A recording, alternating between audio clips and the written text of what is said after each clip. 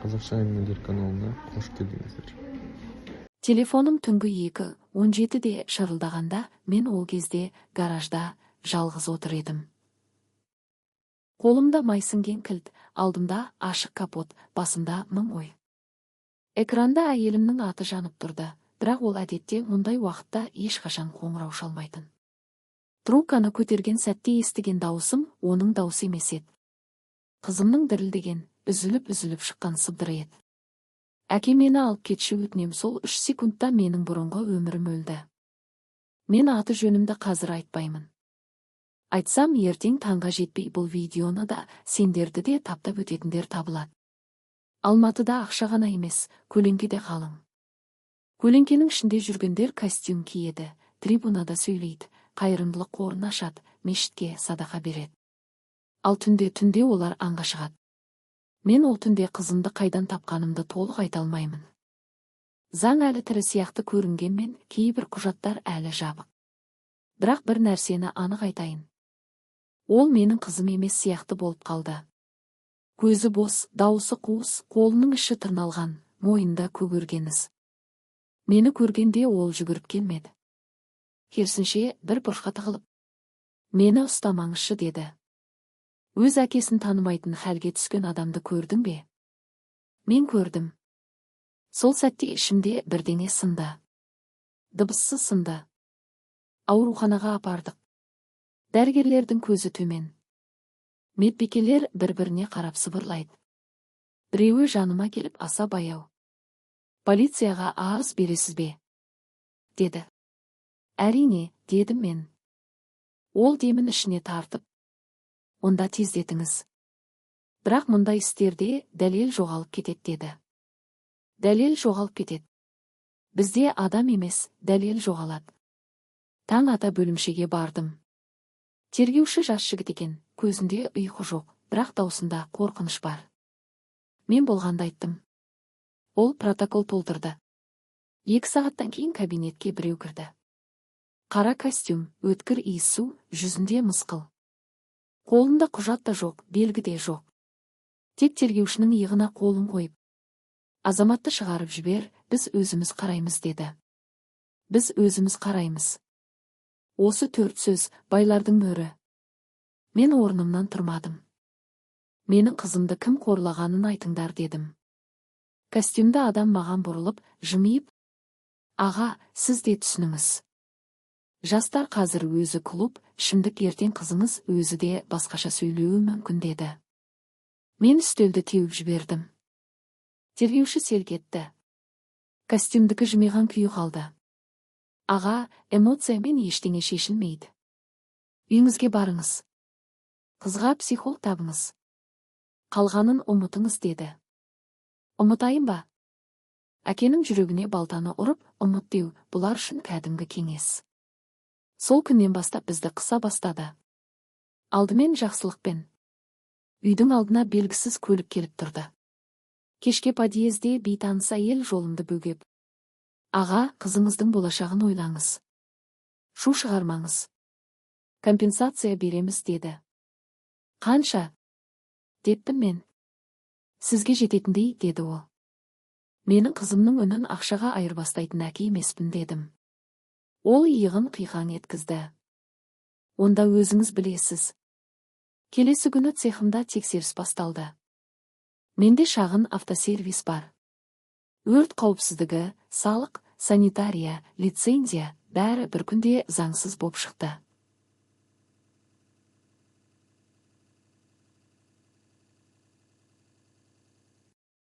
Үш күнде тапсырыс тоқтады. Бір аптада шотым бұғатталды. 2 аптада жұмысшыларымның жартысы кетіп қалды. Заң мен қысу бұлардың ең таза қаруы. Қолында мөрі бар қылмыс болып саналмайды. Қызым үндемей қалды. Үйде сағат тықылы ғана естіледі. Анасымен сөйлеспейді. Айнаға қарамайды. Терезені пердемен жауып тастайды. Бір күні түнде оның бөлмесіне су апарайын деп кірсем, ол төсектің астында отыр екен. 16-ға енді толған бала. 2 қолымен құлағын басып алып, олар тағы келеді деп күбірлеп отыр. Сол түні мен мешіттің сыртына барып ұзақ отырдым. Жыладым ба, білмеймін. Көзімнен жас ақты, бірақ ішімде от жанып тұрды. Мен өмір бойы жұдырықпен шешетін адам болған жоқпын. Қарызымды төлеп жүрдім, біреудің ала жібін аттамадым, өз күнімді адал еңбектен таптым. Бірақ сол түні мен бірінші рет ойладым. Егер заң өлсе, әке не істеуі керек? Бір аптадан кейін істі ресми түрде қылмыс құрамы анықталмады деп жапты. 3 қызым бар.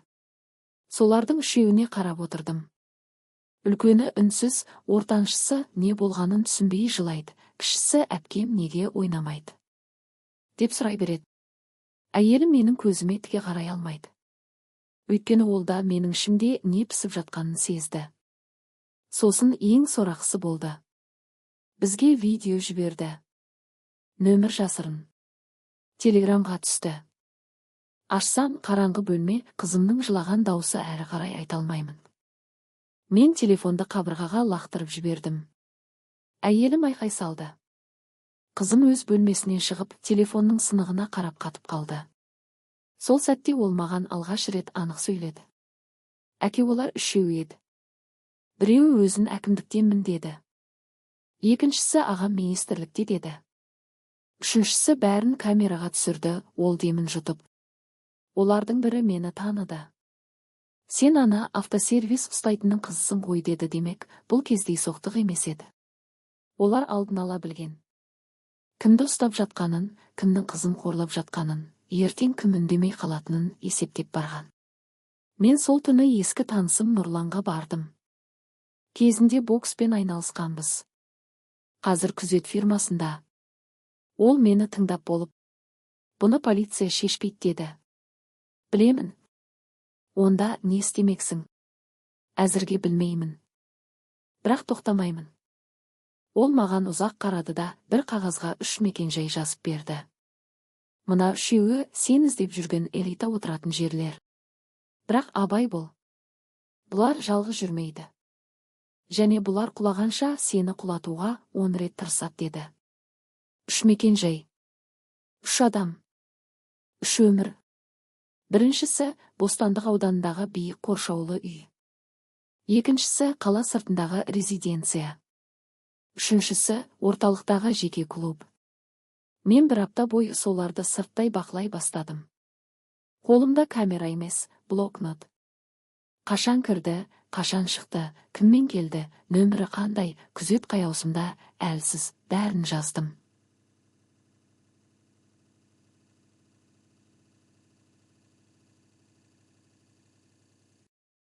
Өзімді танымай қалдым. Кеше ғана мотор жөндеп жүрген адам бүгін көлеңке аңдып жүр. Бірақ кек алу үшін ашу аз. Ақыл керек. Ал менің ашуым ақылымды күнде жеп бара жатты. Бір күні қызымның психологы маған бөлек сөйлесейік деді. Кабинетке кірдік. Ол есікті жапты да. Қызыңыз тірі қалу үшін өзін кінәлі санамау керек. Ал ол қазір өзін кінәлі көріп отыр. Себебі оған дәл солай сен өзің кінәлісің деп сендірген деді. Мен үнсіз отырдым. Ең қауіпті кезең әлі алда деді психолог. Ол өзіне қол салуы мүмкін. Үйде жалғыз қалдырмаңыз. Менің денем мұздап кетті. Қанша ашулы болсам да бір сәтте бәрі анық болды. Мен кетпен әуре болып жүргенде қызым көз алдымда өшіп барады. Сол күні үйге ертерек келдім. Қызым ас үйде отыр екен. Алдында суып қалған шай. Қызым дедім ақырын. Ол маған қарамады. Әке, сен де мені жек көресің бе? Деді. Мен тізерлеп қасына отырдым. Сен менің жарығымсың. Сен кінәлі емессің. Бір секундта кінәлі емессің. Ол сол кезде ғана бұзылып жылады. Иығы дірілдеп демі жетпей жылады. Мен оны құшақтадым. Ішімде бір дауыс осы көз жастың әр тамшысы үшін жауап болады деп тұрды. Ертеңіне таңертең белгісіз нөмірден қоңырау түсті. Ер адамның сабырлы дауысы. Кешке 7-де мерген клубына кел. Жалғыз. Қызың туралы шындық керек болса. Сен кімсің? Мен көрген адаммын. Бірақ мені де көріп қойды. Кешікпе. Кешке мен айтқан жерге бардым. Клубтың арты қараңғы, шулы музыка қабырғаны дүрсілдетеді. Ішке кіргенде түтін, алкоголь иісі, күлі тұрған бетперделі адамдар. Маған веб-зал деп жоғарыны көрсетті. Есікті ашсам, ішінде бір жігіт отыр. Жасы 30-дар шамасында. Беті көгерген, ерні жарылған. Сен қоңырау шалғансың ба? Дедім. Иә, деді ол. Мен сол түні жүргізуші болдым. Жүрегім тоқтап қалғандай болды. Үшеуін білемін. Аттарын да білемін. Бірақ менде уақыт аз. Мені кеше-ақ ұрып кетті. Неге маған көмектесіп отырсың? Ол күліп жіберді, ащы күлкі. Өйткені менің де қызым бар. Ол маған флешка берді. Мұнда парковка камерасынан үзінді бар. Толық емес. Бірақ үшеуінің беті анық көрінеді. Нөмірлері де бар. Мен флешканы қолыма алдым. Дәл сол сәтте есік тарс ашылды. Ішке екі ірі денелі күзетші кірді. Артынан баяғы иісі өткір костюмда адам көрінді. Маған қарап баяу шапалақ ұрды. Аға, сізді қанша рет үйге қайт дедік, деді ол. Жүргізуші орнынан ұшып тұрмақ болды, бірақ бір күзетші оны орындыққа қайта жапсырды. Костюмді маған жақындап. Флешканы беріңіз. Қазір. Мен бермедім. Ол жымиып қалтасынан телефон шығарды. Экранды маған бұрды. Тікелей эфир сияқты. Менің үйімнің алды. Екі кішкентай қызым аулада. Қастарында бейтаныс ер адам тұр. Көрдіңіз бе, аға? Біз сізді ғана емес, отбасыңызды да бақылап жүрміз, деді ол жай ғана. Флешка немесе бүгін бір үйде 3 жерлеу болады. Сол кезде мен бірінші рет шынымен қорықтым. Өзім үшін емес. Балаларым үшін. Қолымдағы флешка терлеп кетті. Бір қадам мені жыртқыш етеді. Бір қадам мені мәңгі сынған әке етеді. Мен не таңдағанымды қазір айтсам, сендер бұл хикаяның қалғанын тыңдамай қоясыңдар. Бірақ дәл сол сәтте, сол клубтың қараңғы бөлмесінде, менің қалтамдағы екінші затты олар әлі байқамаған еді, ал ол зат бүкіл Алматының қол жетпес элитасын тізерлететін алғашқы қадам болатынын ешқайсысы білген жоқ. Мен флешканы үстелдің үстіне баяу қойдым. Костюмді жігіттің көзі жылтырап, еріннің ұшы қозғалды. Ол жеңдім деп ойлады. Бірақ оның білмегені, мен клубқа кірерде бірақ нәрсеге сеніп кірдім. Мені заң қорғамайды, демек мен өзім куәгер қалдыруым керек. Қалтамдағы екінші зат кішкентай ғана дыбыс жазғыш еді. Арзан, қарапайым, базарда сатылатын. Бірақ ішінде соңғы 40 минуттың әр сөзі тұрды. 3 жерлеу болады, отбасыңды бақылап жүрміз, флешканы бер. Бұл қылмыстың мойындалуы емес, бірақ қысымның таза дәлелі. Ең маңыздысы олардың дауысы. Мен флешканы беріп, екі қолымды көтердім. Болды. Үйме тиіспеңдер, дедім. Костюмді маған еңкейіп сыбырлады. Ақылды әке екенсің. Әке болып қалғың келсе, ақылды бола бер. Сосын оның адамдары мені клубтан сүйреп емес, мәдениетті шығарып салды. Осындайлар ұруды да этикетпен істейді. Есіктен шыққан сәтте көлігіме жүгірмедім. Артымнан бақылап тұрғанын сездім. Тротуардың шетіне барып темекі тұтаттым. Темекі шекпеймін негізі. Бірақ сол түні өзімді баяу, әлсіз, шарасыз адам сияқты көрсетуім керек болды. Олар мені сындырдық деп сенуі тиіс еді. Үйге жеткенше жол 2 есе ұзын көрінді. Қақпа алдына келсем, кішкентайлар үйде, әйелімнің жүзі сұп-сұр. Біреу келді, деді ол есікті аша сала. Қара Кәміри. Ештеңе демеді. Тек подъезге қарап тұрды да кетіп қалды. Мен басымды изедім. Бүгіннен бастап ешқайда жалғыз шықпаңдар, дедім. Сол түні дыбыс жазғышты ноутбукке қостым. Құлаққаппен қайта-қайта тыңдадым. Әр дем, әр кідіріс, әр қорқыту. Жазбаны 3 жерге көшірдім. Флешкаға, бұлтқа, ескі телефонға. Ескі телефонды ас үйдегі салатын ыдыстың түбіне орап тастадым. Мен енді ешкімге сенбеймін. Тіпті ертеңгі өзіме де. Таңертең Нұрланға бардым. Ол дыбысты тыңдап болып тістеніп отырды. Бұл жаман емес деді. Бірақ бұнымен олар зорлады деп дәлелдей алмайсың. Білем. Онда не істейміз? Оларды халықтың көзінше тайдырмайынша қызым жазылмайды. Нұрлан маған ұзақ қарады. Сен кек емес, соғыс бастамақсың. Сол күні біз бірінші рет жоспар құрдық. Қарапайым жоспар емес, көп қабатты. Бір қабаты күйресе, екіншісі жүруі керек. Мен автосервис иесімін, генерал емеспін. Бірақ қыспақта қалған адам тез үйренеді екен. Бірінші қадам жүргізушіні аман сақтау. Клубтағы жігіттің аты Арман екен. Ол маған көмектесті, енді оны тірідей жойып жіберуі мүмкін. Нұрланның танысы бар, қала сыртында шағын ферма ұстайды. Арманды сол жаққа жібердік. Телефонын сындырып жаңа нөмір алдық. Екінші қадам қызымның ресми медициналық қорытындыларының көшірмесін алу. Аурухана жоғалды деп шығарып салуы мүмкін. Сол үшін бұрын бірге оқыған фельдшер қызды таптым. Ол түнгі ауысымда архивке кіріп, бір папканы суретке түсіріп берді. Үшінші қадам аты жөндерді бекіту. Бізге кім екені нақты керек. Лақап, көлік, күзет бәрі бар, ал фамилиясыз ел сенбейді. Осы жерден ең қауіпті жер басталды. Арман 2 күннен кейін хабарласты. Дауысы дірілдеп тұр. Мен есімдерін толық айтам. Бірақ мені шығарып жібер. Елден. Айт дедім мен. Ол 3 фамилияны айтты. Біріншісі қала әкімдігіндегі басқарма бастығының ұлы. Екіншісі бұрынғы депутаттың жиені. Үшіншісі министрлікке жақын ірі тендер шешетін адамның баласы. Үшеуі де ресми қызметкер емес. Бірақ бәрі телефонмен бұйрық беретін әкелердің көлеңкесінде өскен. Мен сол сәтте түсіндім.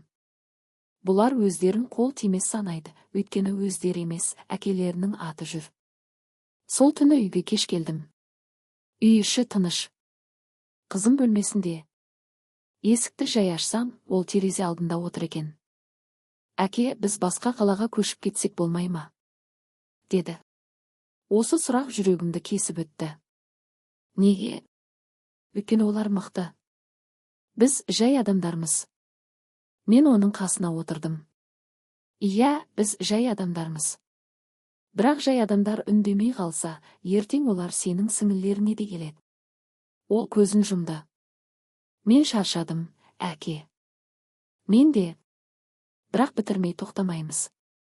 Ертеңіне біз ойламаған жерден көмек таптық. Қызым оқитын мектептің бұрынғы директоры, жасы келген кісі, өзі хабарласты. Балам, мен бәрін естіп отырмын деді. Менің бұрынғы шәкірттерімнің бірі журналист. Сен кездес. Бірақ сақ бол. Журналистің аты Лайла екен. Үлкен арналарда істемейді, тәуелсіз платформада. Кафеде кездестік. Ол бірден камера қоспады. Әуелі тыңдады. Қызымның атында сұрамады. Сіз эмоциямен емес, фактпен келсеңіз ғана көмектесе аламын деді. Мен үстелге папканы қойдым. Медициналық үзінділер, дыбыс жазбасының транскрипті, көлік нөмірлері, клубқа кіру уақыты. Ол бәрін ақырын қарап шықты. Бұл материалды шығарсам, маған да, сізге де қысым болады деді. Маған онсыз да болып жатыр. Жоқ, бұдан да қатты болады деді ол көзіме тіке қарап. Сіз дайынсыз ба? Мен иә дедім. Даусым шықпай қалса да басым изеді. Бірақ біз эфирге шығуға үлгермедік. 2 күннен кейін Ләйла жоғалды. Телефоны өшірулі. Редакция ауырып қалды дейді. Әлеуметтік желідегі парақшасы тазартылған. Ортақ таныстардың бәрі үндемейді. Нұрлан ашуға булығып жүр. Бұлар сенен бір қадам алда кетіп отыр деді ол. Мен алғаш рет өз жоспарымның шик екенін мойындадым. Біз дәлел жинап жүрміз, ал олар адамдарды өшіріп жүр. Сол түні подъезде мені 2 жігіт тосып алды. Қара киім, беті су. Аға, сізді бір кісі шақырып жатыр деді біреуі. Кім? Барып сөйлесесіз. Бармаймын дедім. Екіншісі жымиып. Онда ертең қызыңыздың мектебіне барамыз. Сөйлесеміз. Мен олармен бірге бардым. Қала сыртындағы коттедж. Іші тым-тыныш. Мраморден қымбат суреттер, үнсіз күзетшілер. Залдың ортасында ақ шашты ер адам отыр. Костюмі мінсіз. Дауысы жұмсақ. Кел, інім, отыр деді. Шай іш. Мен отырмадым. Сіз кімсіз? Ол күліп жіберді. Мені танымайсың. Бірақ сен іздеп жүрген балалардың бірінің әкесімін. Менің қаным басыма шапты. Сіздің балаңыз менің қызымда. Ол қолын көтерді. Дәлелсіз сөйлеме. Сосын столға конверт тастады. Мұнда ақша бар. Көп. Алматыдан пәтер аласың, бизнес ашасың, қызыңды шетелге жібересің. Бір шарт. Үндеме. Мен конвертті ашпадым. Ақшаңды өзіңнің балаңа дәріге сақта. Керек болады дедім. Ол алғаш рет қабағын түйді. Қателік жасама. Қателікті сіздер жасап қойдыңыздар. Мен бұрылып шықтым. Артымнан оның даусы жетті. Ертең өзің келіп кешірім сұрайсың. Ертеңіне таңғы 8:40-та менің автосервисім өртенді. Өрт сөндірушілер сым қысқа тұйықталды деді. Камералар дәл сол түні істемей қалыпты. Көршілер ештеңе көрмедік дейді. Мен күйген темірдің ортасында тұрдым. 10 жылдық еңбегім қара күлге айналған. Нұрлан келіп иығыма қол қойды. Енді түсіндің бе? Бұлар ескертумен шектелмейді. Түсіндім дедім. Енді мен де шектелмеймін. Сол сәттен бастап мен ішімнен бір сызықты өшірдім. Бұрын мынаған болмайды дейтінмін.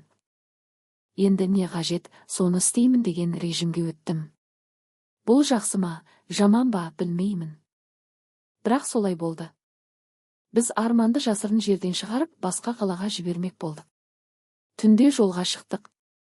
Мен, Нұрлан, Арман. Ескі микроавтобус. Қаладан шығар жолда бізді патруль тоқтатты. Құжат тексеру, багаж ашу, стандарт сөздер. Бірақ бір полицей Арманға тым ұзақ қарады. Сосын рацияға бірдеңе деді. Нұрлан сыбырлады.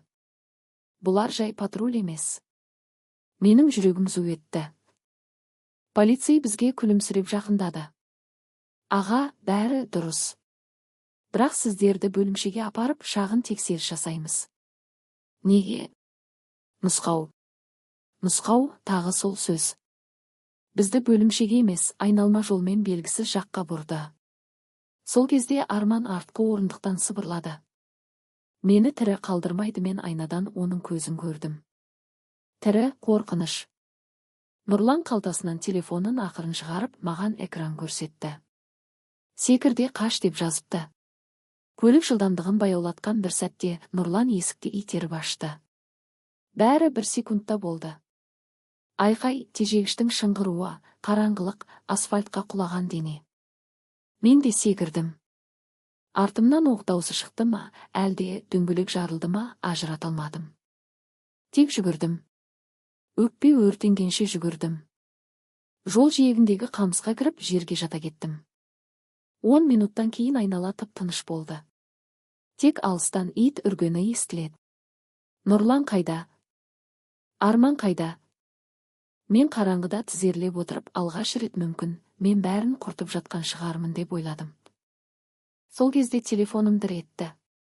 Белгісіз нөмірден бір ғана хабарлама келді. Сенің қызың қазір бізбен бірге. Жалғыз кел.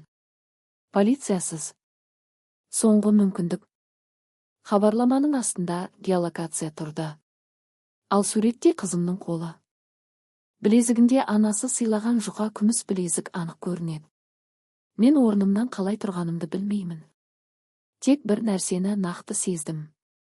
Осы түн мені не адам қылып қалдырады, не құбыжыққа айналдырады. Ал мен бара жатқан жерге жеткенше, менің қолымдағы шағын пышақтан да өткір бір шешім пісіп үлгерді.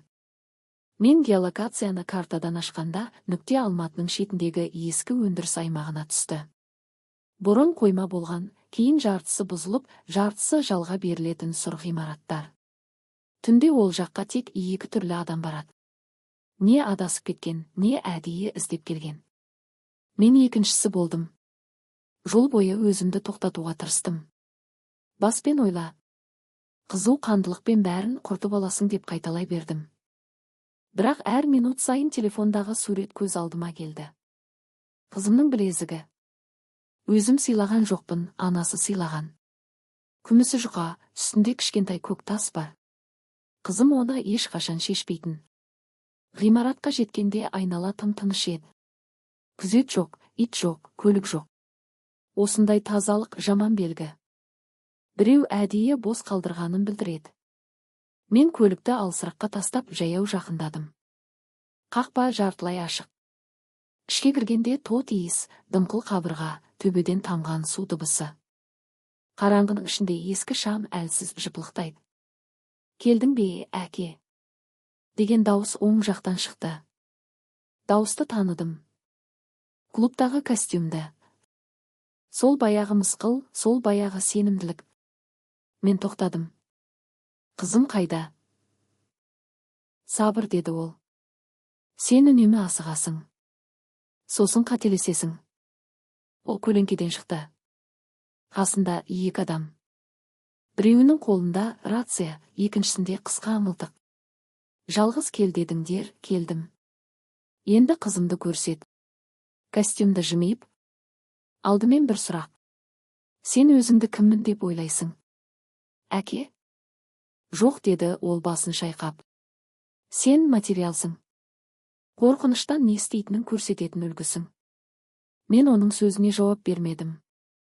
Қарап тұрдым.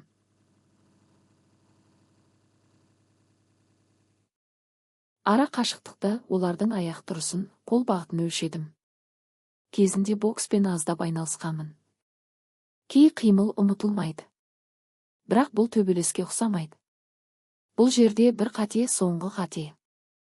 Қызым тірі ме? Тірі, деді ол бірден. Әзірге? Сол әзірге сөзін естігенде менің ішімде бірдеңе суып кетті. Ашу емес. Суық. Есептейтін суық. Осы кезде қойманың арт жағынан әлсіз дыбыс шықты. Біреудемін тартып, тұншығып жылағандай. Менің құлағым сол жаққа кетті. Костюмді оны байқап күліп жіберді. Әкелік инстинкт деген қызық нәрсе. Не қалайсың? Қарапайым? Ертең таңертең сен камераға шығып, бәрі жалған, қызым ешкімді айыптамайды, біз ақша үшін хайп жасадық дейсің. Жоқ. Онда қызыңның екінші видеосын бүкіл қала көреді. Мен үндемедім. Ол сөзін жалғады. Түсінбейсің ғой сен. Бұл қалада шындық емес, нұсқа жұмыс істейді. Біз қандай нұсқа береміз, жұрт соған сенеді. Сен бүгін тірі, өйткені бізге спектакль керек. Сол сәтте менің телефоным қалтамда дір етті. Бір секундқа ғана көзім төмен түсті. Нұрланнан хабарлама. Тірімін. Сырттамын. 3 минут ұстап тұр. Жүрегім бір соққыны өткізіп жібергендей болды. Демек о аман. Арман ше белгісіз. Мен уақыт ұтуым керек болды. Егер мен келіссем, қызымды дәл қазір беремісің? Дедім. Әрине, деді костюмді. Біз де мәдениетті адамдармыз. Онда кел. Көзіммен көрем. Ол рациядағы адамға ишара берді. Әлгісі ішке қарай кетті. Қалған екі күзетші маған жақындады. Қолымды арқаға қайырып тіземді бүккізді. Бетім суық бетонға тиді. Артымнан костюмдінің даусы естілді. Міне, осылай тез-ақ үйрендің. Басында айтқанды бірден тыңдасаңшы. Мен бетонның үстінде жатып секунд санадым. 1, 2, 3 әр секунд қасапхана алдындағы тыныштық сияқты. Сосын сырттан қатты тарсы естілді. Артынша жарық өшті. Толық қараңғылық. Біреу айқайлады. Свет кетті. Екіншісі. Артқы есік. Артқы есікке. Осы сәтті күттім. Денемді бұрап, жанымдағы күзетшінің тізесіне иықпен ұрдым. Ол теңселіп құлағанша білегіндегі қаруын жұлып алдым. Қараңғыда нақты көру жоқ, тек дыбыс пен инстинкт. Біреу маған қарай ұмтылды, мен оның қабырғасына шынтақ тигіздім. Демі үзілді. Қызымды шығар, деп айқайладым. Алдымнан әлсіз қыз даусы шықты. Әке. Сол дауысқа қарай жүгірдім. Қараңғыда темірге соғылып қолым тілініп кетті. Бір бөлмеге кірсем, бұрышта байланған силуэт. Қолымен білезігі жылт етті, сол менің қызым. Мен жіптерді пышақпен кесіп жатқанда, арт жағымнан мылтықтың оқталып шыққан дыбысы естілді. Тоқта, деді костюмді. Даусы енді сабырлы емес, ызалы. Бір қадам әрі жүрсең, екеуіңді де осында қалдырам. Мен қызымда артымда қалқалап тұрып қалдым. Жарық әлсіз ғана қайта жанды. Қарасам, костюмдінің маңдайы жарылған, қан ағып тұр. Бірақ қолындағы қаруы тапжылмайды. Сен өз деңгейіңді ұмытып кеттің, деді ол тістеніп. Мен бір қадам алға шықтым. Мен деңгей іздеп келген жоқпын. Қызымды алып кетуге келдім. Осы сәтте есік жақтан Нұрлан көрінді. Қолында темір құбыр. Оның иығынан қан сорғалап тұр. Қаруын түсір, деп айқайлады ол. Костюмді жалт бұрылды. Сол бір жарты секундта мен қызымды еденге итеріп, өзім оңға құладым. Оқ атылды. Құлақ тұнып кетті. Бетонға ұшқын шашырады. Нұрлан құбырды лақтырып жіберді, дәл костюмдінің білегіне тиді. Қару ұшып кетті. Мен орнымнан атып тұрып, оны қабырғаға қысып жағасынан алдым. Ол алғаш рет шын қорыққан көзбен қарады. Бітті, дедім мен. Енді сен сөйлейсің. Бірақ дәл сол кезде сырттан сирена дыбысы естілді. Бір емес, бірнеше көлік. Қызыл көк жарық терезеден жыпылықтай бастады. Полиция. Костюмді күліп жіберді. Қанды тісін көрсетіп. Көрдің бе? Тағы да біз бұрын келдік, деді. Қазір протоколда не жазылатынын білесің бе? Сен қарулы шабуыл жасаған қылмыскер. Біз жәбірленуші. Есіктер тарс-тарс ашылып, ішке қарулы арнайы жасақ кірді. Жерге жат. Қолды көтер. Нұрланды бірден ұрып құлатты. Мені қабырғаға жапсырды. Қызым айқайлап жылап жатыр. Мен ол жәбірленуші, оған тимеңдер деп айқайласам да, ешкім тыңдамады. 5 минуттан кейін мені наручникпен көлікке отырғызды. Костюмді сыртта дәрігерге жәбірленуші болып көрініп тұр. Тіпті бір офицер оның иығына күртке жауып қойды. Көлік жүріп кеткенде терезеден қызымды көрдім. Оны бөлек көлікке отырғызып жатты. Жанында бетперде киген әйел психологпын деп жұбатқансып тұр. Бірақ мен оның көзінен жанашырлық емес, тапсырма көрдім. Бөлімшеге жеткізген соң хаттама оқыды. Заңсыз кіру, денсаулыққа қасақана зиян келтіру, қару қолдану әрекеті. Менің айтқанымның бәрін кейіндеп кейінге ысыра берді. Адвокат сұрадым. Таңертең, деді. Қызымды сұрадым. Қауіпсіз жерде, деді. Қайда екенін айтпады. Түнгі 4-те камераға жалғыз қалдырды. Қабырға суық, шам көз қарып тұр. Сол жерде отырып, мен алғаш рет шаршаудан емес, дәрменсіздіктен қалтырадым. Мен не істедім? Құтқардым ба, әлде одан бетер батырып жібердім бе? Таңға жуық камера есігі ашылды. Кезекші емес, костюмді кірді. Маңдайында таңғыш. Таза көйлек киіп алған. Қалайсың, батыр әке? Деді. Мен орнымнан тұрдым. Бірақ жақындай алмадым, қолым кісенде. Қызым қайда? Уайымдама. Қазір ол қорғауда. Сендерден бе? Ол жымиып иығын көтерді. Ертең сот сені қамауға санкция береді. Кемі 2 ай. Сол уақытта әйелің не істейді деп ойлайсың? Балаларыңды кім қорғайды? Мен үнсіз қалдым. Ол еңкейіп сыбырлады. Әлі де кеш емес. Бір видео. Бір кешірім. Бір бәрі жалған деген сөйлем. Бәрі бітеді. Ол шығып бара жатқанда тоқтаттым. Неге? Неге сонша әуре болдыңдар? Ол есік алдында тұрып артына қарамай айтты. Өйткені сендердің үндерің басқа әкелерге жұғады. Біреу сөйледі ме, ертең 10 адам сөйлейді. Ал бізге ол керек емес. Есік жабылды. Сол сәтте мен түсіндім. Бұл тек менің қызымның ісі емес. Бұл қорқыныштың бизнесі. Олар бір отбасын емес, тұтас қаланы қорқытып ұстап отыр. Түске таман маған ақыры адвокат кірді. Бейтаныс жігіт, костюмі тым қымбат. Мені сіздің туыстарыңыз жалдады деді. Қай туыс? Атын айтпады. Түсіндім. Бұл олардың адамы. Мен сенен бас тартам дедім. Ол күліп, бас тартсаңыз жаман болады. Онда жаман болсын. Кешке қарай бәрі біткен сияқты көрінгенде кезекші маған қағаз бен қалам берді. Бір хат келді деді. Конверт ішінде бір ғана сөйлем. Ләйлә тірі. Эфир бүгін түнде 23:30. Егер сен шыдай алсаң, ойын өзгереді. Хаттың төменгі бұрышында кішкентай көк сиямен бір белгі тұр. Сол белгіні мен бір рет көргенмін Ләйләнің блокнотында. Демек журналист тірі. Демек материал әлі шықпағанымен қолында бірдеңе бар. Демек бұл ойында біз толық жеңілген жоқпыз. Бірақ сағатқа қарасам 22:50. Ал мен камерадамын. Телефон жоқ. Байланыс жоқ. Егер 23:30-ға дейін олар эфирді тоқтатса, бәрі қайта қараңғылыққа кетеді. Мен есікті тоқпақтап кезекшіні шақырдым. Маған бір ғана қоңырау керек. 1 минут. Ол басын шайқады. Бұйрық жоқ. Сағат 23:07. Сырттан дәлізде аяқ дыбысы көбейді. Біреулер асығыс жүр. Рацияда үзік сөздер. Желіде видео өші жоғардан тапсырма менің жүрегім дүрсілдеп кетті. 23:21. Камера есігі тағы ашылды. 2 қызметкер кірді. Шық деді бірі, қысқа ғана.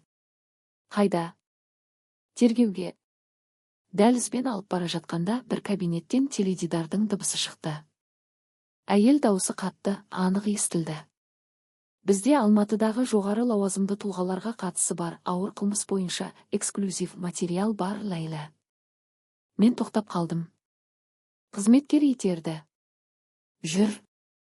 Экранға көзім бір сәтке түсті, кадрда паркинг камерасынан шыққан бейне. 3 силуэт. Біреуінің жүзі анық. Дәл сол сәтте ғимараттың жарығы бірден сөніп дабыл қосылды.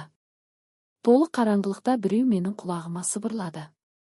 Бүгін түн ұзақ болады, аға. Не сен шығасың, не атың мәңгі өшеді. Қараңғыда ол кім екенін көрмедім. Дауысты ғана таныдым. Ол полициядағы кеше көзін төмен салған жас тергеуші еді, және оның келесі сөзі мені есеңгіретіп жіберді. Қызыңдылар бөлімшеден бүгін кешкі алып кеткен. Ресми түрде ол мұнда мүлде болмаған деп тіркелген. Мен сол сәтте сөйлей алмадым. Қызыңды алып кеткен деген бір сөйлем миыма балғадай тиді. Қараңғы дәліз, дабылдың ашы дыбысы, жан-жағымдағы айқай, бәрі бір сәтке алыстап кетті. Тек бір ой қалды. Мен тағы кешігіп қалдым ба? Жас тергеуші мені шынтағымнан тартып, қызметтік баспалдаққа қарай сүйреді. Тыңдаңыз, уақытымыз аз деді ол сыбырлап. Қазір ғимаратта әдейі техникалық ақау жасап жатыр. Камералар өшеді, кейбір хаттамалар жоғалады. Сізді де басқа бөлімге ауыстырамыз деп жолда жоқ қылуы мүмкін. Қызым қайда? Нақты локация жоқ. Бірақ көліктің нөмірін көрдім. Қара минивэн, жалған тіркеу. Мен сізге жалғыз көмектесе алмаймын. Неге көмектесіп жүрсің? Дедім мен, тынысым тарылып. Ол 1 секунд үнсіз қалды. Өйткені менің де қарындасым бар. Біз төменгі қабаттағы тар бөлмеге кірдік. Тергеуші есікті іштен іліп қалтасынан кішкентай телефон шығарды. Бұл менікі емес. Уақытша. Бір ғана қоңырау жасайсыз. 2 минуттан артық емес. Кімге соғам? Сенетін адамыңызға.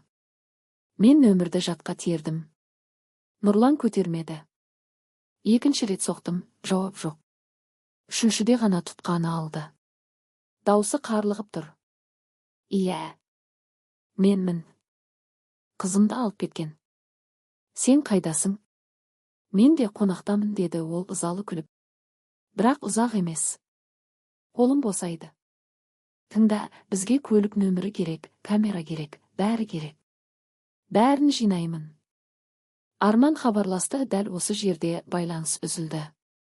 Телефон сөніп қалды. Тергеуші маған қағаз итерді.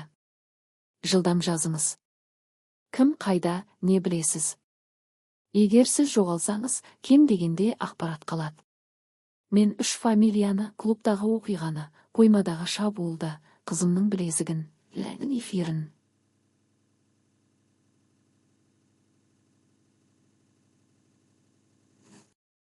Қолым дірілдегенімен әр әріпті анық түсірдім.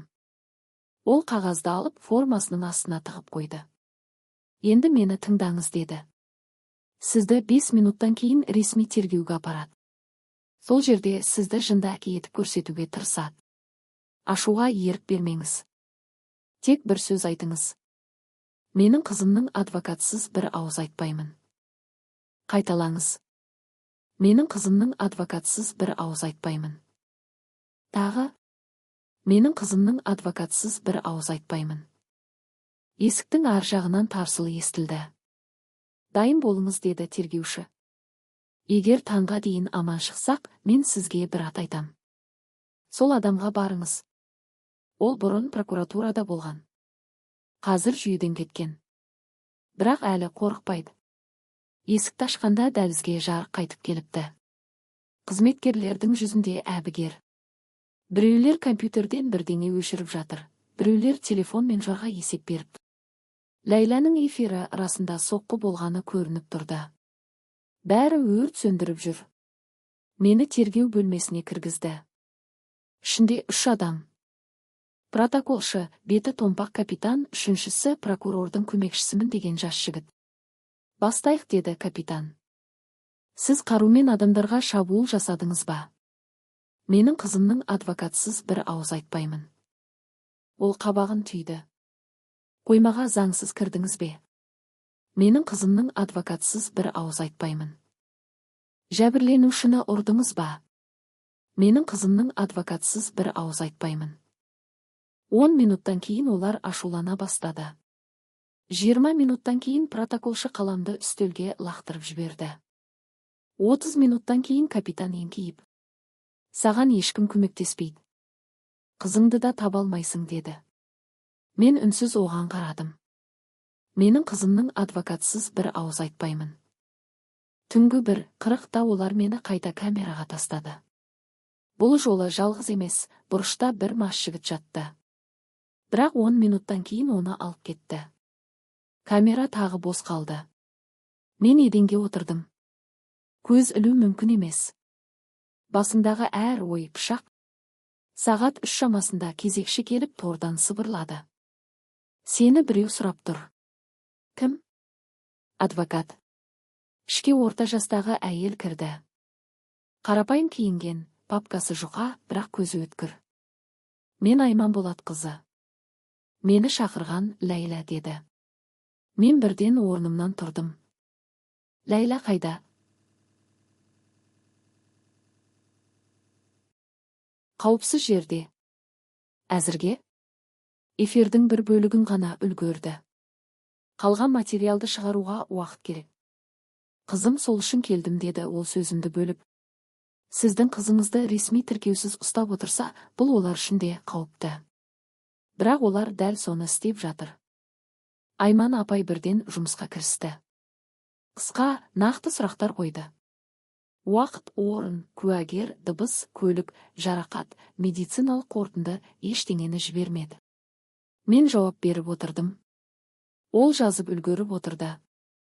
Сосын маған қарады. 2 шындық бар. Біріншісі, заңды жол ұзақ, лас жүйкеңізді жейді.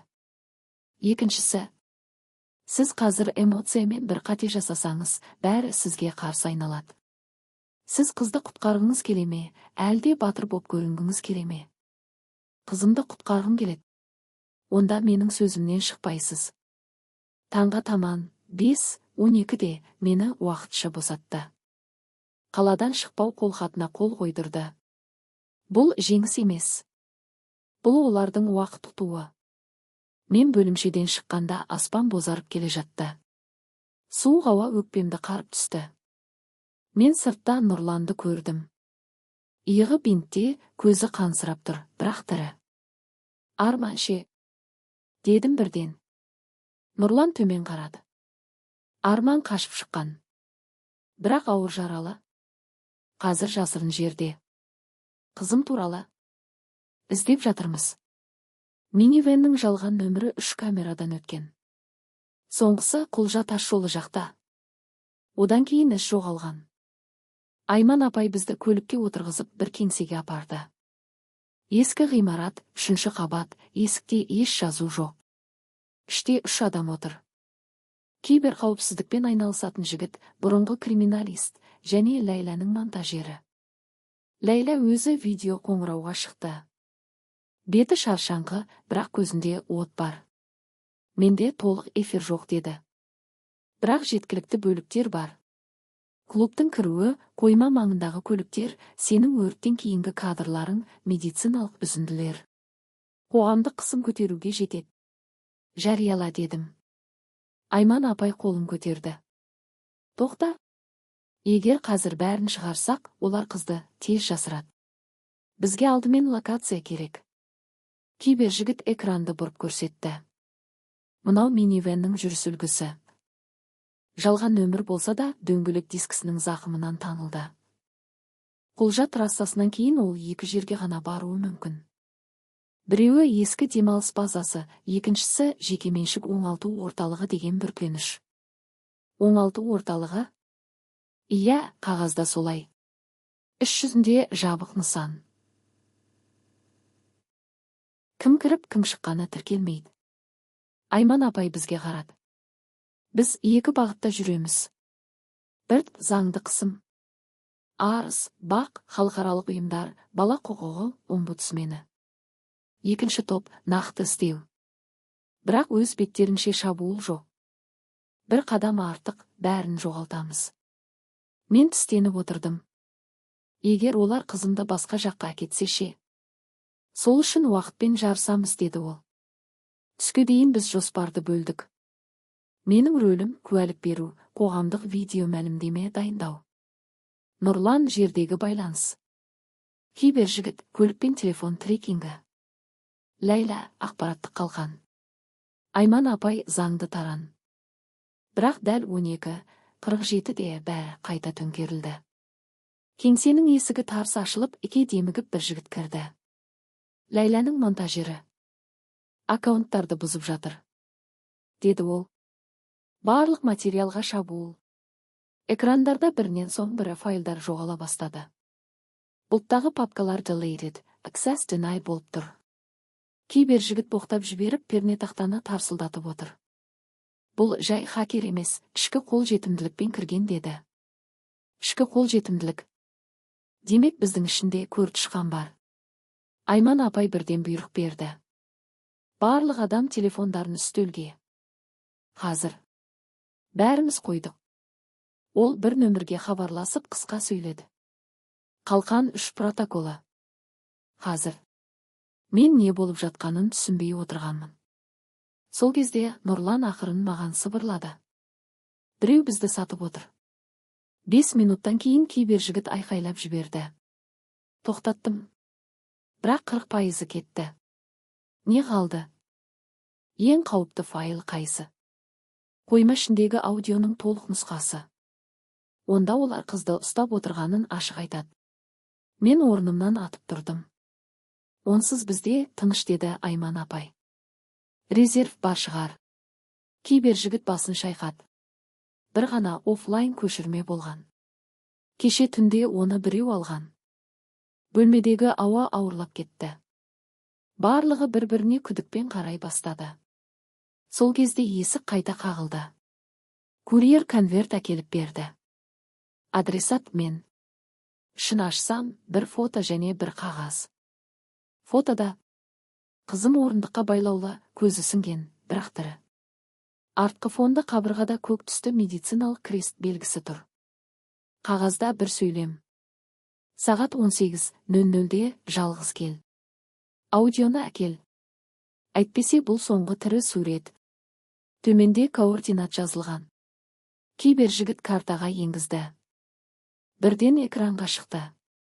Жекеменшік оңалту орталығы дәл біз күмәнданған екінші нысан. Айман апай маған тіке қарады.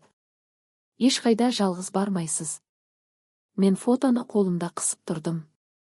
Егер бармасам, егер жалғыз барсаңыз, сіз де, қызыңыз да шықпайсыз, деді ол қатқыл үнмен. Бұл қақпан. Сағат 18:00-ге 5 сағат бар. 5 сағатта біз не құтқарамыз, не бәрінен айырыламыз. Мен терезеге барып сыртқа қарадым. Қала күндегідей тіршілікте. Көлік, адамдар, кофе алып жүгірген жастар. Ешкім сенің ішінде не соғыс болып жатқанын білмейді. Осы тыныш көрінетін қалада дәл қазір менің қызым сауда затына айналып отыр. Нұрлан жаныма келді. Қандай шешім? Мен фотоны оған көрсеттім. Шешім біреу-ақ, дедім. Барамыз. Айман апай артыма дауыстады. Барамыз емес. Жоспармен кіреміз. Ол столға папканы сарт еткізіп қойды. Мен қазір сіздерге нысанның ішкі схемасын көрсетемін. Бірақ бір ережені бұзсаңдар, мен операцияны тоқтатамын. Ол папканы ашқанда, ішінен сол оңалту орталығының жоспарымен бірге тағы бір құжат түсіп кетті. Құжаттың жоғарғы бұрышында елтаңба. Төменде құпия гриф. Ал ең астында қол тұр. Қолтаңбаны көргенде бөлмедегі бәрі үнсіз қалды. Өйткені ол қол біз күмәнданғандардың әкелері де емес. Одан да жоғары адамдық еді. Қалай емес, ел деңгейіндегі кабинеттен берілген рұқсат. Сол сәтте мен нақты түсіндім. Біз қылмыскер 3 жігітпен емес, тұтас жүйемен соғысып жүрміз. Ал кешкі 18:00-дегі кездесу жай құтқару емес, біздің бәрімізді бірден жерге көметін соңғы акт болуы мүмкін. Көліктің іші бір сәтте тарылып кеткендей болды. Қызым менің иығыма жабысып отыр, Нұрлан менің көзіме тіке қарап. Тыныш деген ишара берді. Ал трубкадағы әйел, қызымның психологы демі де өзгермей сөйлеп тұр. Сағат қанша екенін білесің бе? Деді ол. Мен экранға қарадым. 19:14. Саған 20 минут беремін. Дәл мен айтқанда істейсің. Неге? Дедім мен тістеніп. Неге бұлай істеп жүрсің? Ол баяу күлді. Сен әлі де неге кезеңіндесің бе? Біз әлде қашан қаншаға кезеңіне өткенбіз. Нұрлан құлағын маған жақындатты. Мен динамикті қоспай, қысқа қайталап отырдым. Ол 20 минут деді, қозғалма, деді, Нұрлан сыбырлады. Утилиткадағы трекер сканерін қосам. Тек уақыт. Не қалайсың? Дедім трубкаға. Біріншіден, қызды маған қайтарасың.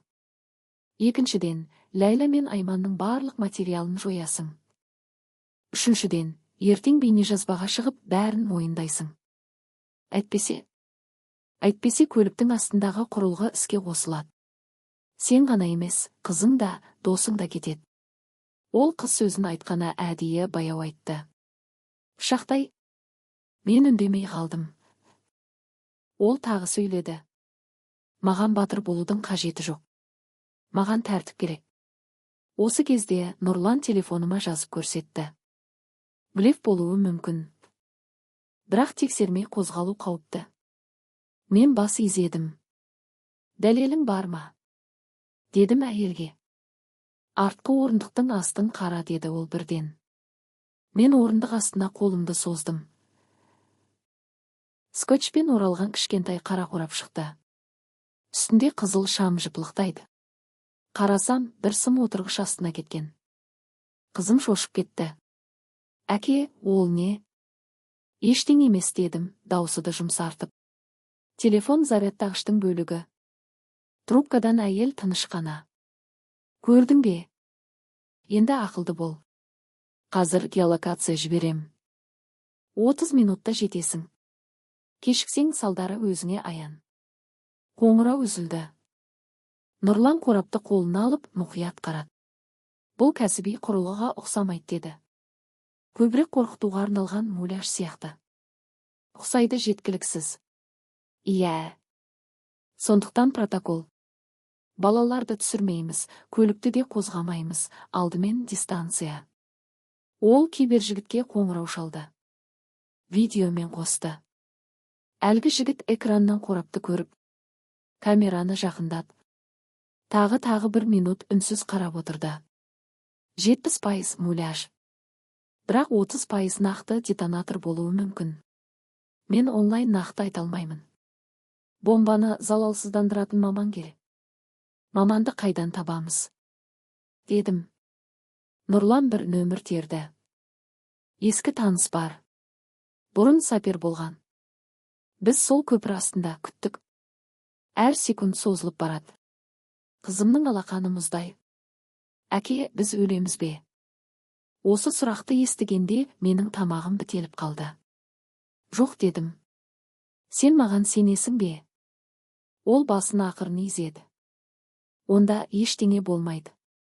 7 минуттан кейін қара фургон келді.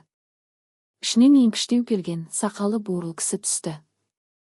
Атын Еркін аға деді. Кім қозғады? Ешкім. Дұрыс. Ол арнайы көзілдірік киіп, шаммен қарап шықты. 2 минуттан соң. Муляж. Жарылыс болмайды деді. Мен демімді бірақ шығардым. Қызым жылап жіберді. Нұрлан көзін жұмып бетін сипат. Еркін аға қорапты ашып көрсетіп. Бірақ ішінде гіпс-маяк бар. Сендерді бақылап отыр. Мұны әдейі бомба қылып қойған. Психологиялық қысым. Психологиялық. Демек психолог әйел жайдан жай таңдалмаған. Ол қорқынышпен жұмыс істейді.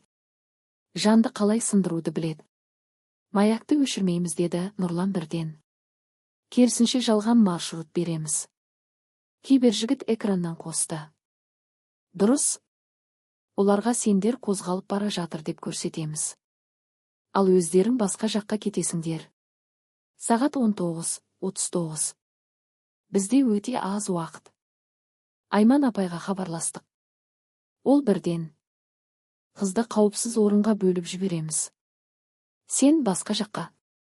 Қазір сендер бірге жүре алмайсыңдар деді. Жоқ дедім мен. Қызымды тастамаймын. Бұл тастау емес, қорғау деді ол қатқыл. Сені аңдып отыр. Сенімен жүрген адам нысана. Қызым менің жеңімді қысып ұстады.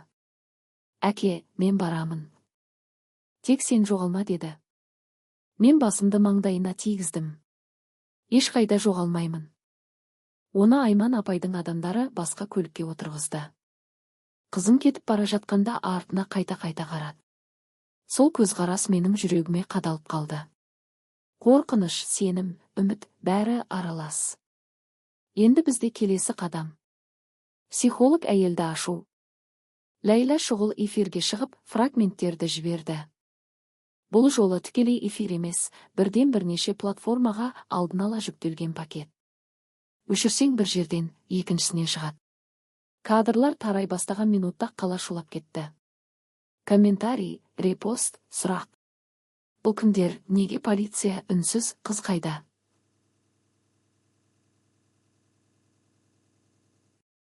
Қысым өсе бастады. Бірақ қысым екі жаққа да жұмыс істейді. Қыспаққа түскен жыртқыш қауіпті. 20:05-те психолог әйел қайта қоңырау шалды. Сендер өте қате қадам жасадыңдар деді тыныш үнмен. Бомбаң жалған екен дедім мен. Иә. Ал мен сені жалған қауіппен ақ билей алатынымды дәлелдедім. Не керек саған? Сенің басың емес. Сенің мойындауың. Сен халық алдында бәрі өтірік демейінше біз тоқтамаймыз. Біз? Кім біз? Ол кідіріп. Сен білетін адамдар. Сен сеніп жүрген адамдар. Кейбірі қазір қасында да болуы мүмкін. Мен еріксіз Нұрланға қарадым. Ол бірден түсінді, ашулы сыбырлады. Динамикке қойма. Ол араға күдік тастап отыр. Дәл солай. Бұл әйелдің басты қаруы бомба емес, сенімге түскен жарықшақ. Кездесейік дедім. Бетпе-бет. Әрине, деді ол. 21. Ақтерек пансионатының ескі корпусында.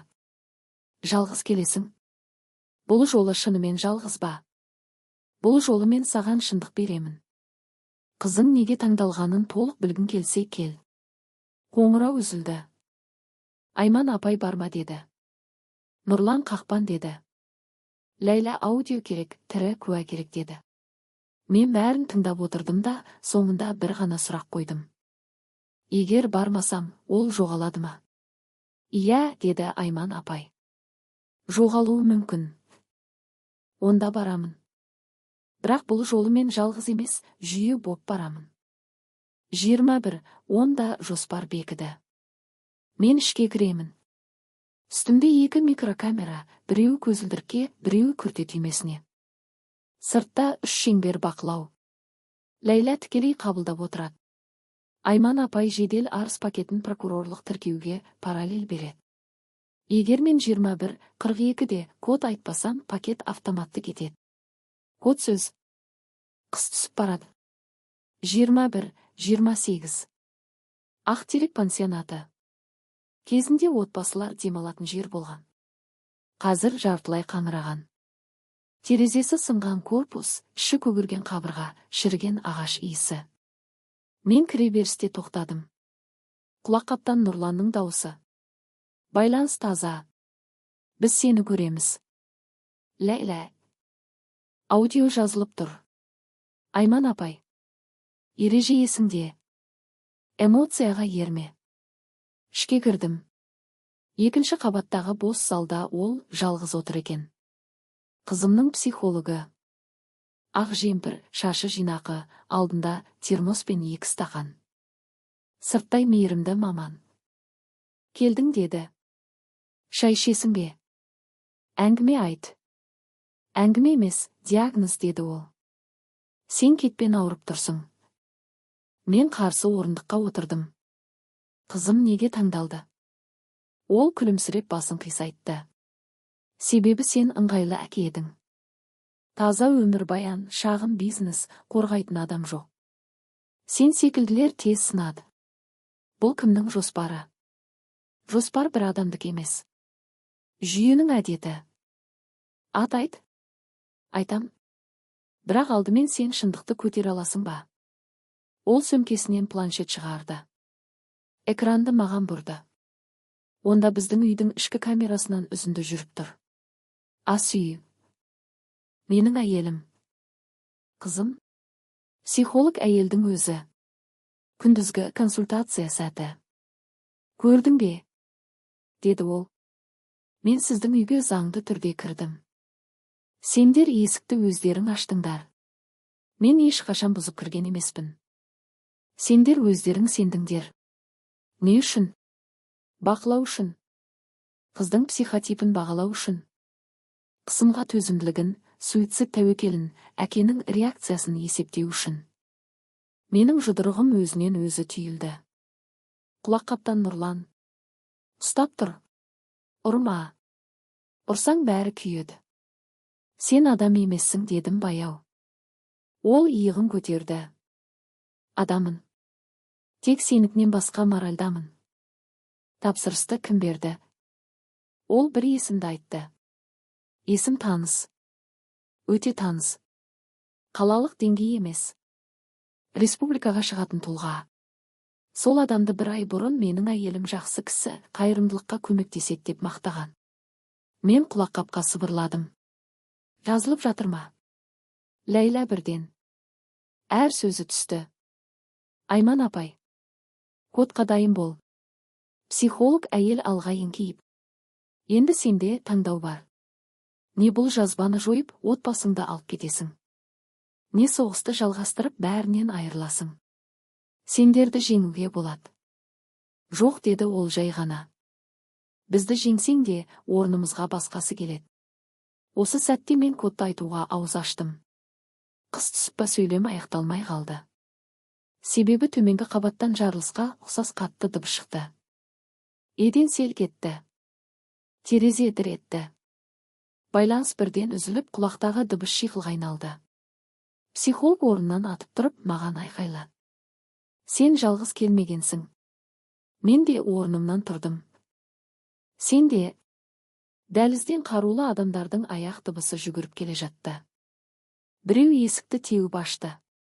Қара маска, автомат. Екеуін де ал. Тірідей. Мен бірінші адамға орындықты лақтырдым, екіншісінің қолын қағып үлгердім. Психолог әйел шетке сырғып, телефонынан бір батырманы басты. Сол мезетте оның экранынан шыққан дыбысты естідім, қоңырау кетіп жатыр. Кімге? Экранда аты жарқ етті. Мен көріп үлгердім. Ол ат менің әйелімнің аты еді. Телефон экранында әйелімнің аты жанып тұрғанын көрген сәтте, уақыт тағы да баяулап кетті. Дүниеде ең қатты қорқатын нәрсең не екенін сол кезде түсінесің. Жауыңның күшті болуы емес, үйіңнің ішіне дейін кіріп кетуі. Қарулы адамдар бізді қоршап алды. Біреу мені жерге жықпақ болды, мен иығыммен итеріп қабырғаға тіреліп қалдым. Психолог әйел айқайлады. Тірідей алыңдар, ақымақтар. Тірі керек. Неге тірі керек? Өйткені әлі де мойындау видеосы керек. Әлі де менің аузыммен өтірік айтқызу керек. Менің құлаққабым істемей қалса да, бір құлағымда Нұрланның бұрынғы сөзі жаңғырып тұрды. Дубль жоқ. Осы жерде не істесем соңы сол. Бір маскалы жігіт маған тап берді. Оның білегінен ұстап бұрып жібергенде қаруы сырғып түсті. Мен алып үлгермедім, екіншісі теуіп жіберді. Сол сәтте дәліз жақтан түтін шашырап, біреу айқайлады. Полиция. Қолдарыңды көтер. Бұл рас полиция ма, әлде тағы спектакль ме, ажыратуға уақыт болмады. Хаос басталды. Психолог әйел артқы есікке қарай жүгірді. Мен соның соңынан атылдым. Ескі пансионаттың артқы дәлізі тар, едені шірік. Ол өкшесін тықылдатып төмен түсе бастады. Мен қуып жетіп күртесінен ұстап қалдым. Екеуміз бірге баспалдаққа құладық. Телефоны ұшып кетіп жарықшақтанып қалды. Тоқта, дедім демім үзіліп. Кімге қоңырау шалдың? Ол күліп жіберді. Тіпті осы күйде де мысқылым қоймады. Сен шындықты көтере алмайсың дедім ғой. Мен оның телефонын көтеріп экранды қарадым. Соңғы терілген нөмір әйелім. Басым көрсете қалды. Бірақ дәл сол сәтте ішімнен бір дауыс. Эмоция қақпан деді. Неге әйеліме қоңырау шалды? Өйткені ол жауап береді деді ол жай ғана. Мен қатып қалдым. Ол сөзін баяу жалғады. Бірақ сен ойлағандай емес. Ол біздік емес. Ол сендерден қорқып бізге хабар беріп жүрген. Өтірік. Сенің күресіңнен кейін үйде не болды деп ойлайсың. Балалар қорықты, қоңыраулар, аңду, өрт ол аналық инстинктпен бізге шықты. Тек балаларға тимеңдер деді. Біз соны қолдандық. Сол сәтте мен ішімнен опырылып түстім. Сатқындық па? Жоқ. Қорыққан адамның қателігі ме? Иә. Дәлізге жарық түсті. Бұл жолы рас полиция кіріп келе жатты, Айман апай уәде еткен жедел тіркеу мен бақ қысымы ақыры жүрді. Маскалы топтың біразы қашып үлгерді, біразы ұсталды. Психолог әйелді мен жібермедім. Қолын қайырып қабырғаға тіреп тұрып. Бітті дедім. Ол соңғы рет сыбырлады. Жоқ. Енді ғана басталды. Бірақ ол қателесті. Басталғаны рас, бірақ бұл жолы біз жалғыз емес едік. Сол түннен кейін бәрі тез жүрді, әрі өте ауыр жүрді. Ләйла сақтап үлгерген жазбалар шықты. Менің қоймадағы, орталықтағы, пансионаттағы материалдарым шықты. Әлібектің тірі қалды, ауыр операциядан өтті, ресми куәлігі тіркелді. Арманда видео куәлік берді. Айман апай сотқа дейінгі бірнеше баппен іс қозғауға мәжбүр етті. Адам ұрлау, бопсалау, кәмелетке толмағанға қарсы зорлық, қызметтік өкілеттікті теріс пайдалануға сыбайластық. Ең бастысы, іс қалада жабық кабинеттен шығарылып, республикалық арнайы топқа өтті. Иә, қысым болды. Иә, сатып алу әрекеті жалғасты. Иә, маған да, Ләйлаға да, Айман апайға да қауіп қатер туды. Бірақ бұл жолы жарықтың көп түсті. Өшіру қиын болды. 3 алтын балалар ұсталды. Екі әке шетелге қашпақ болып, бірі ұсталды, бірі экстрадицияға түсті. Бірнеше лауазымды тұлға қызметінен кетті. Психолог әйел келісімге келемін деп көп тырысты, бірақ жазбаларда өзі тым көп сөйлеп қойған еді. Сот ұзаққа созылды. Айлар өтті. Сот залында қызым алғаш куәлік берген күнімен оның артына емес, жанына отырдым. Ол дауысы дірілдеп бастады, бірақ ортасында бір сәт маған қарап, терең дем алды да жалғастырды. Сол кезде мен түсіндім. Мен оны құтқарып қана қоймай, оған дауысын қайтаруым керек еді. Енді сол дауыс қайта оралды. Ал әйелім бізде ең ауыр әңгіме сол болды. Бір түні ас үйде екеуміз үнсіз отырдық. Ол жылап отырып айтты. Мен олармен бір рет сөйлестім. Балаларға тимеңдер деп.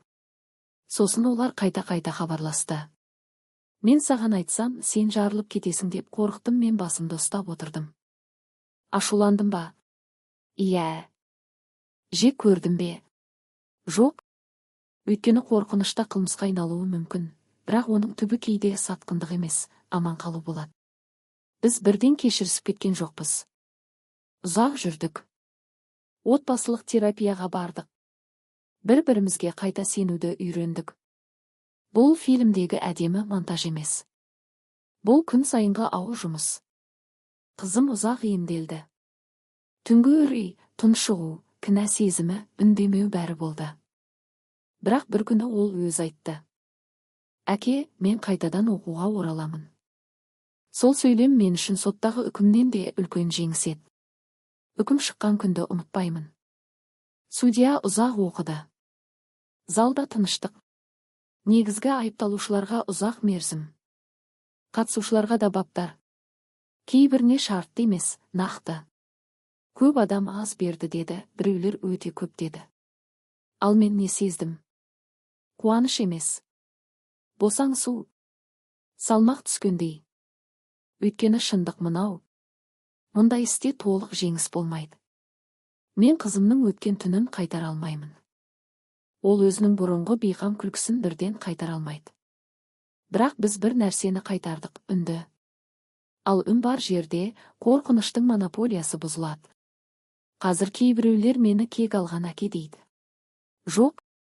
Егер мен тек кекпен жүрсем, баяғыда біреуді өлтіріп, өзім де түрмеде отырар едім. Мен кек алуға бардым, рас. Бірақ жолда түсіндім.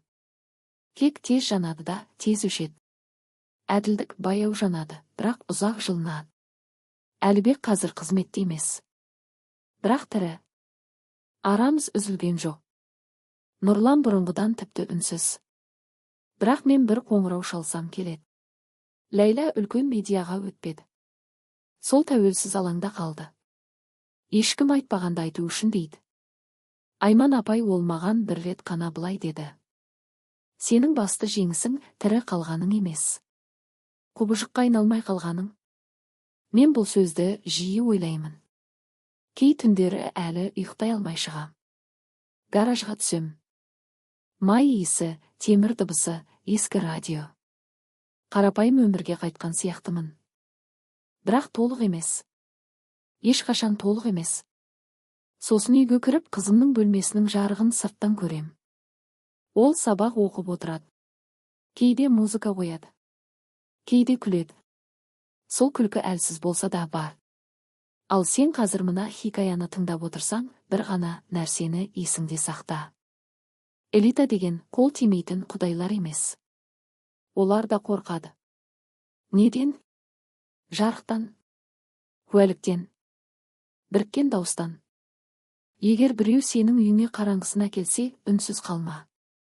Жалғыз айқайлама. Дәлел жина. Сенімді адамдар тап. Жүйені өз қаруымен ұр. Ең бастысы, қорқыныштан туған асығыстыққа берілме. Мен бір түнде бәрін жоғалта жаздадым. Бір түнде бәрін қайтардым дей алмаймын. Бірақ сол түннен кейін менің қызым айнаға қайта қарай бастады. Осы мен үшін жеткілікті себеп. Соңына дейін баруға, сынбай қалуға, және бір күні өзіме өзім. Сен әке болып қалдың деп айтуға.